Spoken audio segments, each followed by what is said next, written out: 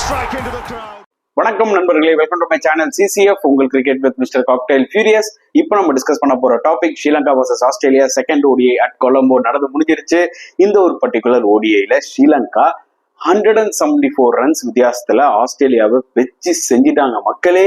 அது மட்டும் இல்லாமல் 2-0 சொல்லி சீரீஸும் ஒயிட் வாஷ் பண்ணி கப்பை தூக்கிட்டாங்க. ஸோ டெஸ்ட் சீரீஸ்ல 2-0 தோத்தாங்க. அதுக்கேற்ற மாதிரி கரெக்டா பாத்தீங்கன்னா ஓடிஐ சீரீஸ்ல ஸ்ரீலங்கா திருப்பி ஆஸ்திரேலியாவுக்கு கொடுத்துட்டாங்கன்னா மக்களை சொல்ல முடியும். இது வேணா ஒரு டிப்ளீட்டட் போலிங் சைடா இருக்கலாம், but end of the day beating Australia is more important for any team. Because Australia என்னைக்குமே பாத்தீங்கன்னா அந்த ஒரு ஸ்டாண்டர்ட், அந்த ஒரு பெஞ்ச் மார்க் செட் பண்ணிருக்காங்க. புரியுதா உங்களுக்கு? அவங்க தான் இன்னைக்குமே ஒரு number 1 team.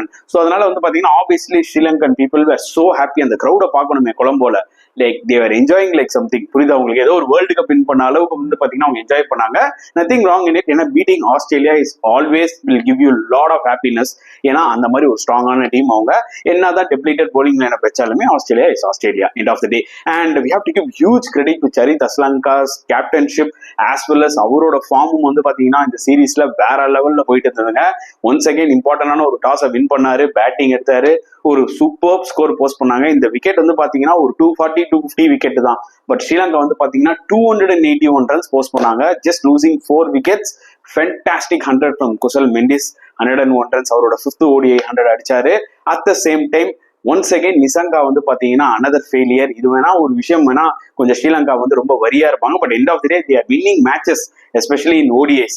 That is what is more important. இந்த மேட்ச்ல மதுஷ்காக்கு ஒரு ஆப்பர்ச்சுனிட்டி கிடைச்சது. அவரு ஒரு நல்ல நாக் 51 அடிச்சாரு. ஸோ குசல் மெண்டிஸ் ஒரு எண்ட்ல பாத்தீங்கன்னா சூப்பரா ஒரு 100 அடிச்சாலும் இன்னொரு பக்கம் சரித் அஸ்லாங்கா அவரோட ஃபார்மை கண்டினியூ பண்ணி ஒரு ஃபேண்டாஸ்டிக் 78 அடிச்சாரு. லாஸ்ட் மேட்ச் தான் ஒரு மேட்ச் வினிங் கேப்டன் நாக் விளாண்டாரு, 127 ரன்ஸ். ஒன்ஸ் அகைன் ஒரு சூப்பர் நாக் ஆஃப் 78. பிளஸ் லியான் அகேவும் பாத்தீங்கன்னா ஒரு க்ரூஷியல் கான்ட்ரிபியூஷன் கொடுத்துட்டு போனாருங்க. 21 balls 33. ஸோ 281 எனக்கு தெரிஞ்சு பாத்தீங்கன்னா இந்த பிச்சில் பெரிய ஸ்கோருங்க.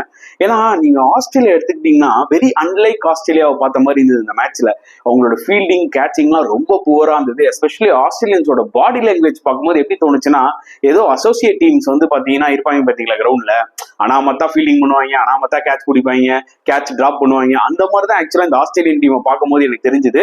ஏன்னா ஸ்டீவ் ஸ்மித் அஸ் எ கேப்டனா ரொம்ப ஸ்ட்ரகிளரா இந்த டீமை ஒரு யூனிட்டா கொண்டு வரதுக்குன்றது பாத்தீங்கன்னா எவிடென்டா தெரிஞ்சது. But at the same time going into Sri Lanka அவங்கள போய் ஓடிஐஸ்ல அடிக்கிறது ரொம்ப ரொம்ப கஷ்டம். ஏன்னா ரீசெண்ட் டைம்ல பாருங்க, அவங்க நியூசிலாந்து அடிச்சிருக்காங்க, அதுக்கப்புறம் வெஸ்ட் இண்டீஸ் அடிச்சாங்க, இந்தியாவை அடிச்சாங்க, இப்போ ஆஸ்திரேலியாவை அடிக்கிறாங்க. மேபி அவங்க டெஸ்ட் மேட்சஸ்ல கொஞ்சம் இப்படி அப்படின்னு இருக்கலாம், புரியுது அவங்களுக்கு, அவே டூல்ஸ்ல இருக்கலாம். ஆனா அவங்களோட ஹோம்ல ஓடிஐ ரெக்கார்டு ரீசெண்டா பாத்தீங்கன்னா ஒரு 1 year 1.5 years வேற லெவல்ல இருக்குன்னு தான் சொல்ல முடியும். அண்ட் ஸ்ரீலங்கா நல்ல ஒரு ஸ்கோரை போஸ்ட் பண்ணிட்டாங்க. ஆஸ்திரேலியாவோட போலிங் எடுத்துக்கிட்டீங்கன்னா ஷான் அபர்ட் கொஞ்சம் நல்லா போட்டாரு. டுவார்சிஸ் இந்த மேட்ச்ல எல்லிஸ்க்கு பதிலா வந்தாரு, அவரும் ஆக்சுவலா டீசெண்டா போட்டாரு. மற்றபடி மற்ற போலர்ஸ்லாம் அந்த அளவுக்கு இம்ப்ரெசிவா இல்லைங்க, அவ்வளவுதான் சொல்ல முடியும். ஜாம்பா கூட 8 overs 47 runs கொடுத்து ஒரு விக்கெட் எடுத்தாரு. பட் ஸ்டில் இன்னுமே ஒரு பெட்டரா போட்டிருக்கலாமோ. இந்த சீரீஸ் டோட்டலி ஆஃப் கலர்ன்ற மாதிரி எனக்கு தோணுச்சு. தன்வீர் சங்காக்கு ஒரு ஆப்பர்ச்சுனிட்டி கிடைச்சது, அவரும் பெருசா ஒன்றும் பயங்கரமா இம்ப்ரெஸ் பண்ணல. அவரெல்லாம் பயங்கரமா கவுண்டர் அட்டாக் பண்ணிட்டாங்க ஸ்ரீலங்கன் பேட்ஸ்மென்ஸ்.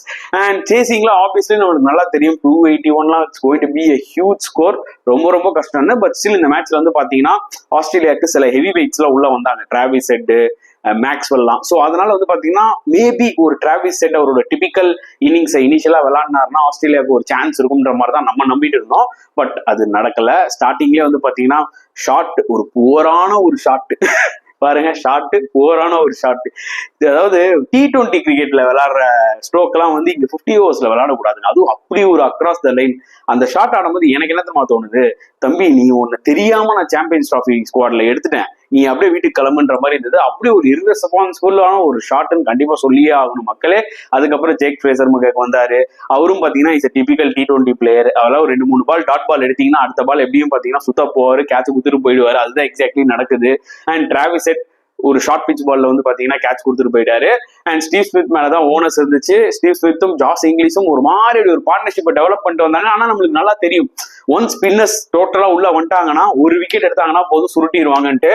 அதுக்கேற்ற மாதிரி தான் பாத்தீங்கன்னா ஸ்ரீலங்கன் போலர்ஸ் ட்ரமெண்டஸா போலிங் போட்டு 107க்கு ஆல் அவுட் பண்ணிட்டாங்க ஆஸ்திரேலியாவை. 174 ரன்ஸ் வித்தியாசத்துல தோத்ததெல்லாம் தருமடிங்க, அதுல எந்த டவுட்டுமே கிடையாது.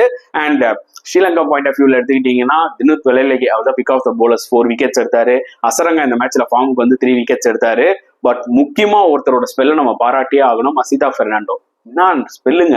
அதாவது ரீசெண்டா ஒரு 9-10 monthsல வந்து பாத்தீங்கன்னா அசிதா பெர்னாண்டோ நியூ பால்ல பயங்கரமா விக்கெட்ஸ் எடுத்து கொடுக்குறாரு. ஒரே ஃபாஸ்ட் பாலர் தான் வச்சு விளாடுறாங்க. தெரியுதா? அது அசிதா பெர்னாண்டோ தான். அண்ட் அவரோட பெர்ஃபார்மன்ஸும் கன்சிஸ்டன்டா இருந்தது. லாஸ்ட் மேட்சும் பாத்தீங்கன்னா 2 விக்கெட்ஸ் எடுத்து கொடுத்தாரு. இந்த மேட்ச்லயும் பாத்தீங்கன்னா ஃபர்ஸ்ட் 3 விக்கெட்ஸ் அவர் தான் எடுத்து கொடுத்தாரு. அந்த ஃபவுண்டேஷனை கிரியேட் பண்ணிட்டு போனாரு. ஸோ ரியலாவே ஸ்பின்னர்ஸ் இந்த மாதிரி ஒரு கண்டிஷன்ஸ்ல டாமினேட் பண்றது நம்மளுக்கு தெரிஞ்சதுதான். ஆனா ஒரு ஃபாஸ்ட் போலர் இவ்வளவு கன்சிஸ்டன்டா வந்து பாத்தீங்கன்னா போடுறது நிஜமாவே ரிமார்க்கபிளா இருக்கு. அசிதா பெர்னாண்டோவோட வளர்ச்சி வந்து பாத்தீங்கன்னா எக்ஸ்ட்ரீமா இருக்கு. After that Lanka premier league நான் நிறைய பேசினேன் அந்த டைம்லயே. ஸோ நிஜமாவே பார்க்கறதுக்கு ரொம்ப ஹாப்பியா இருக்கு. இப்படி ஒரு பிளேயர் வந்து பாத்தீங்கன்னா நிறைய இம்ப்ரூவ் பண்ணி இன்னைக்கு வந்து ஒரு ஸ்பியர் ஹெட்டா வந்து நிக்கிறாரு ஸ்ரீலங்காக்கு. அண்ட் ஒரு மேட்ச் வினராகவும் வந்து நிக்கிறாரு. So huge credit to him. அதுல எந்த டவுட்டுமே இல்லை. ஆஸ்திரேலியா லாட்ஸ் ஆஃப் வரிஸ்ங்க, அதுல எந்த டவுட்டுமே கிடையாது. அவங்க பேட்டிங் ஒரு அட்டர் ஃபெயிலியர் ஆயிடுச்சு இந்த மேட்ச்ல. அதாவது நம்ம அவங்க போலிங் தான் டெப்ளீட்டட்னு சொல்றோம்ல. எஸ், போலிங் கொஞ்சம் டெப்ளீட்டடா தான் இருக்கு. ஏன்னா நியூ பால்ல ஓரளவுக்கு பெட்டரா போற மாதிரி தெரியுது. டெத்துல போடுறதுக்கு போலர்ஸ் கிடையாது. ஏன்னா ஷானா பட்டா இருக்கட்டும், ஹார்டியா இருக்கட்டும், அட் த சேம் டைம் டுவார்சிஸா இருக்கட்டும், எல்லாருமே 129 128 தான் ஸ்பீடே போடுறாங்க. அண்ட் அந்த ஸ்பீடை வச்சுட்டு சம்மட்டி வாங்குறாங்க. பெருசா யாக்கர்ஸ் இல்ல. ஷூரா அவங்க வந்து பாத்தீங்கன்னா Mitchell Starc, Pat Cummins, Hazlewood எல்லாம் இந்த டைம்ல மிஸ் பண்றாங்க. அதுல எந்த டவுட்டுமே கிடையாது. ஏன்னா இந்த போலர்ஸ் எல்லாம் யாருமே டெத் போலர்ஸ் கிடையாது. கண்டிப்பா பயங்கரமா அடி வாங்குவாங்க சாம்பியன்ஸ் டிராஃபில கூட. இது ஒரு மிகப்பெரிய மைனஸ் இருக்கு ஆஸ்திரேலியாவுக்கு. அவங்களோட பேட்டிங் வேணா ஹெவி வெயிட்டா இருக்கலாம், பட் இந்த சீரீஸ்ல பேட்டிங்கும் பெருசா கிளிக் ஆகல. பட் ஸ்டில் சாம்பியன்ஸ் டிராஃபில பாகிஸ்தான்ல they will be playing better batting wickets. So அதனால ப்ராபப்ளி ஒரு டிராவிஸ் ஹெட், ஒரு மேக்ஸ்வெல், ஒரு ஸ்டீவ் ஸ்மித், ஸோ இந்த மாதிரி பிளேயர்ஸ் மேல வந்து பாத்தீங்கன்னா நிறைய ஒரு நம்பிக்கை இருக்கும். மார்னஸ் லாபிஷனையும் எடுத்துக்கோங்க, இவங்களா பெர்ஃபார்ம் பண்ணுவாங்கன்னு சொல்லிட்டு. பட் அவங்களோட போலிங் வந்து பாத்தீங்கன்னா ஒரு மிகப்பெரிய கன்சர்னா இருக்கு. அண்ட் அவங்க பேட்டிங்கும் பாத்தீங்கன்னா இப்போ பிளேயர்ஸ் அந்த அளவுக்கு பெருசா ஃபார்ம்லயும் இல்லை. அதுவும் ஒரு கன்சர்ன். கரெக்டான டைம்ல வருவாங்களா? we have to wait and see. But Sri Lanka பொறுத்த வரைக்கும் அப்சல்யூட்லி ஃபென்டாஸ்டிக் பர்ஃபார்மன்ஸ்ங்க. நான் திருப்பி சொல்றேன், அவங்க ஃபேன்ஸ்க்கா இருக்கட்டும், எனக்குமே வந்து பாத்தீங்கன்னா கொஞ்சம் ஃபீலிங்கா இருக்கு, சே இப்படி ஒரு டீம் சாம்பியன்ஸ் ட்ராஃபில இல்லையே அப்படின்ட்டு. அதுக்கு காரணம் அவங்க தான். அந்த டைம்ல அவங்க பெட்டரா பெர்ஃபார்ம் பண்ணிருக்கணும். அந்த வேர்ல்டு கப்ல நல்லா விளையாடினாங்கன்னா 2023ல டெஃபினட்டா அவங்க வந்து பாத்தீங்கன்னா அந்த பங்களாதேஷ் மேட்சை பீட் பண்ணியிருந்தாங்கனாலே குவாலிஃபை ஆயிருப்பாங்க. பட் அவங்க சரியா விளையாடல, அதனாலதான் குவாலிஃபை ஆகல. பட் ஆனா கரண்டா, அதுவும் especially in home, Sri Lanka are unbeatable in ஓடிஐஸ்ங்க. அது மட்டும் டேம் ஷோரா நான் சொல்லிக்கிறேன். So once again huge salute to Charith Asalanka as well as his entire team. நிஜமாவே சூப்பரா விளாண்டாங்க. They deserve to win the series 2-0. அதுல எந்த டவுட்டுமே கிடையாது மக்களே. ஸோ நீங்க என்ன ஃபீல் பண்றீங்க ஸ்ரீலங்காவோட இந்த ஒரு டாமினேஷனை பத்தி, இந்த சீரீஸ்ல என்ன நினைக்கிறீங்க? மறக்காம கமெண்ட் செக்ஷன்ல போடுங்க. இந்த வீடியோ பிடிச்சிருந்தா லைக் பண்ணுங்க, ஷேர் பண்ணுங்க, முடிஞ்சா சப்ஸ்கிரைப் பண்ணுங்க. ஸோ நெக்ஸ்ட் வீடியோல பார்க்கலாம் ஃப்ரெண்ட்ஸ். Until then